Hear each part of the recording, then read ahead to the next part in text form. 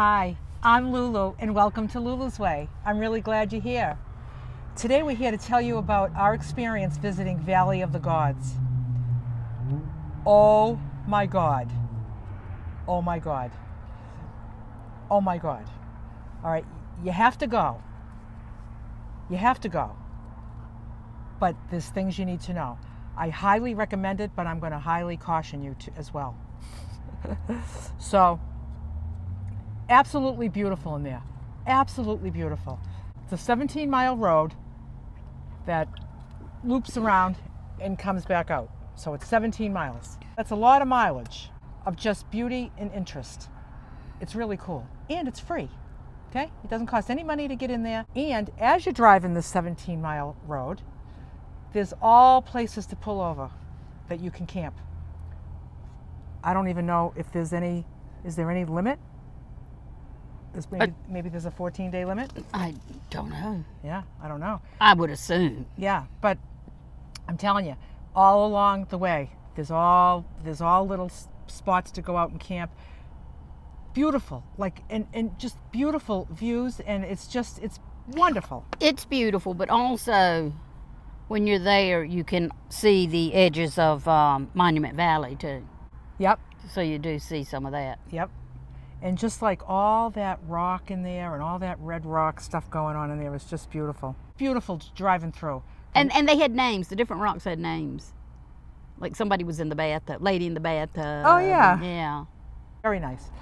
But my caution is this 17-mile road. It's not for the faint of heart, okay? You have to be brave, okay? So it says online that you can get through this 17-mile road without four-wheel drive, without like a lifted vehicle, just a regular vehicle, you can get by. But doesn't mean that it's easy, okay?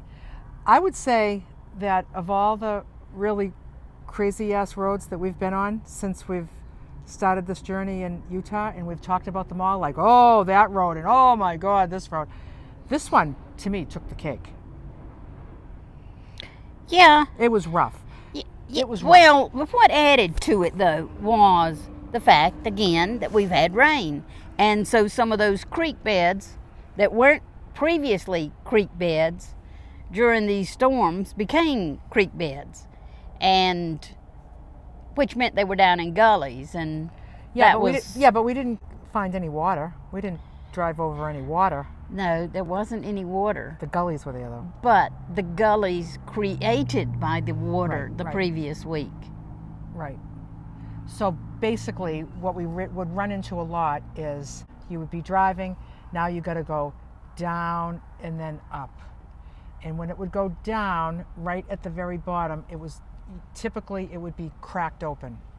So now you got to figure if your tires are going to fit in there.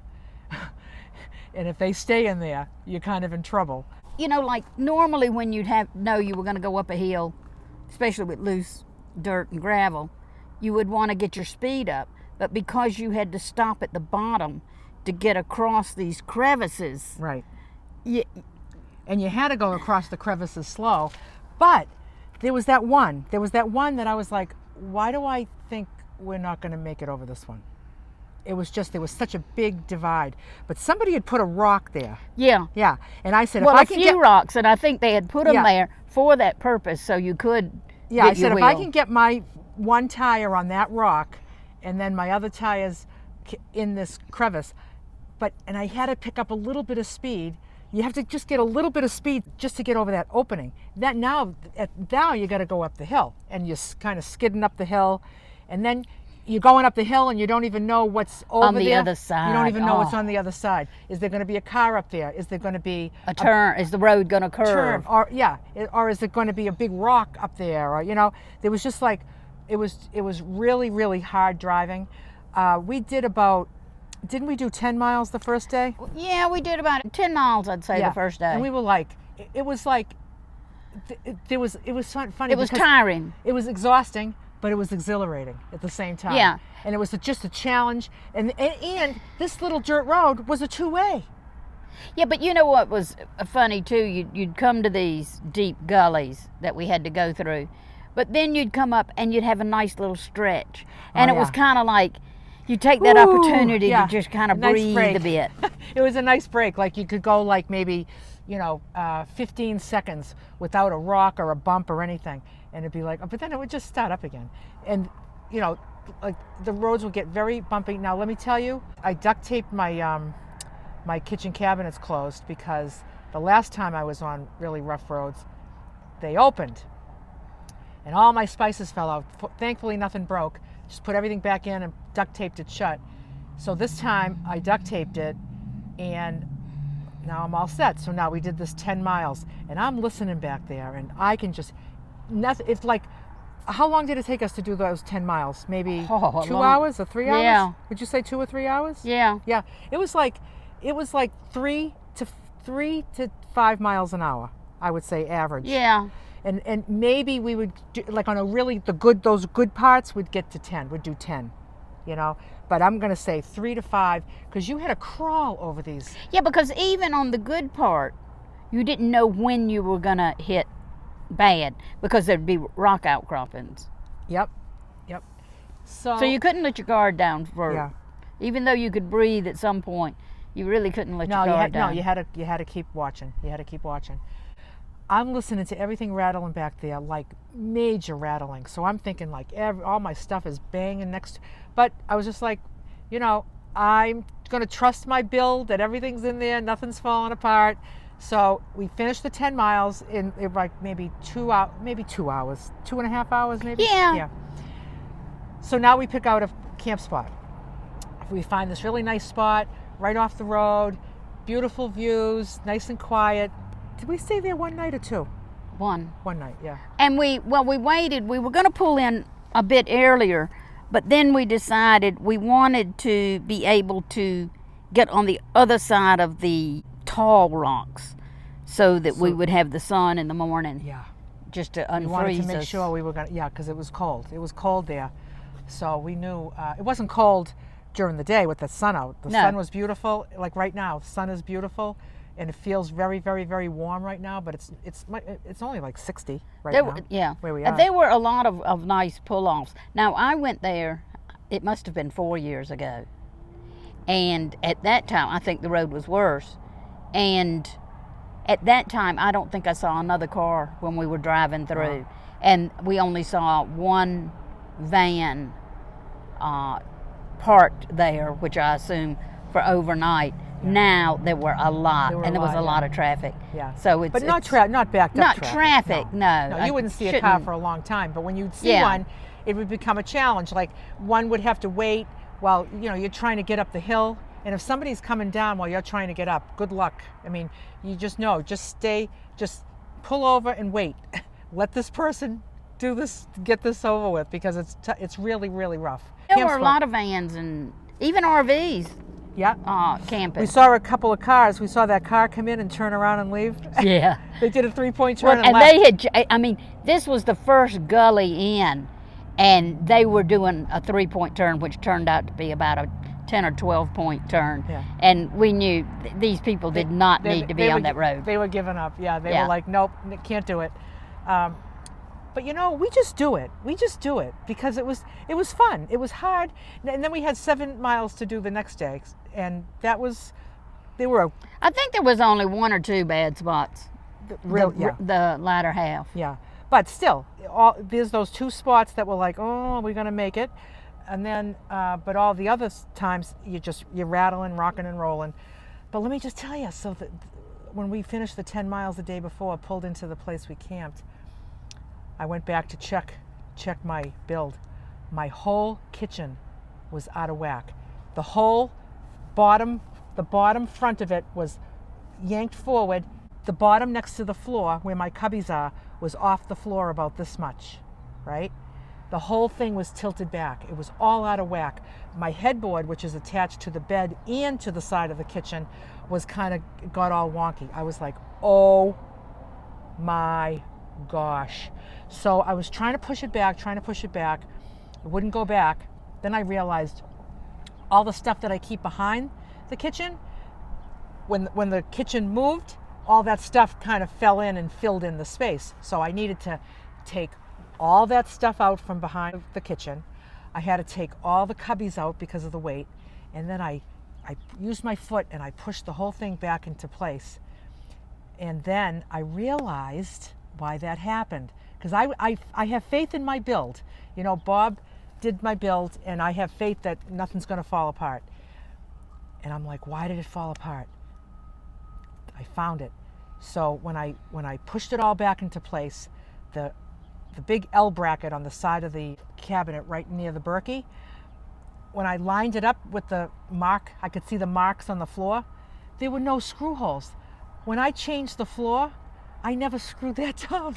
I put the kitchen back in, and I screwed a lot of L brackets in.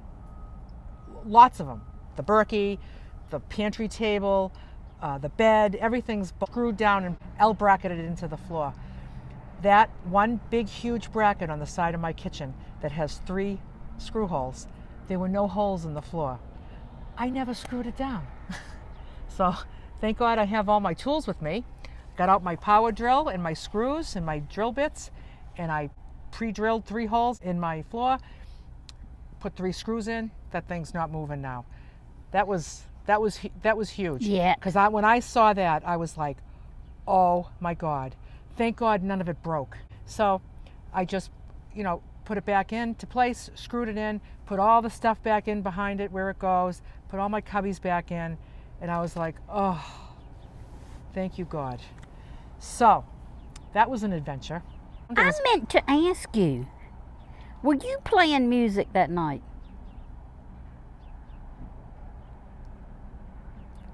I don't remember.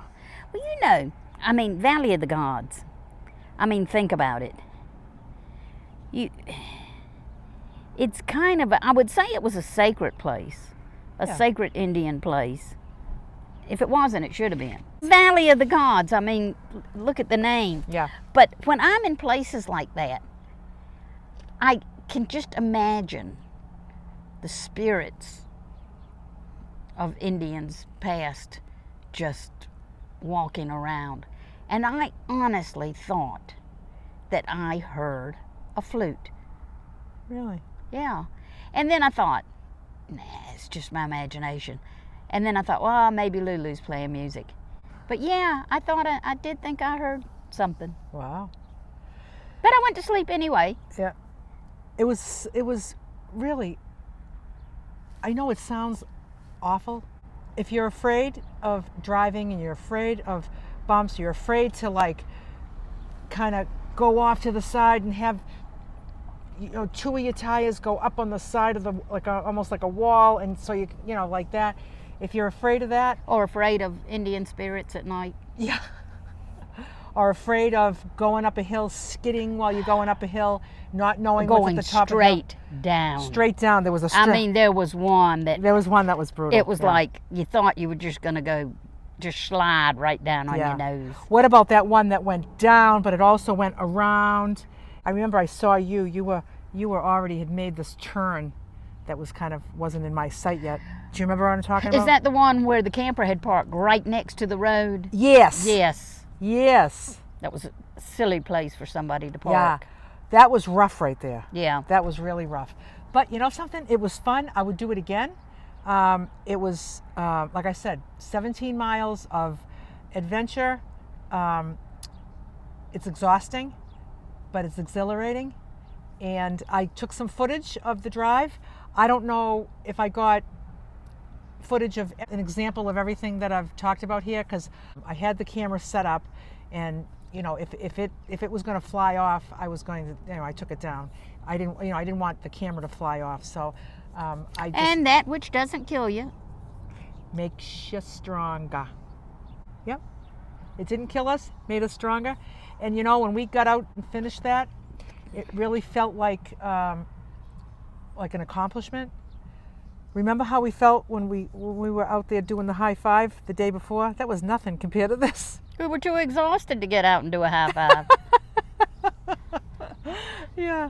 So that was definitely the most challenging driving, but worth it. So check out this footage that I'm going to put at the end of this video. I got a lot of footage. I'll put it all there because some people love watching this stuff, and some people it bores them to tears. So you can just shut this off right now if you want. People write to me and say, I love when you just put the camera on your dashboard and it's nothing professional and it's not from a drone and it's not all fancy.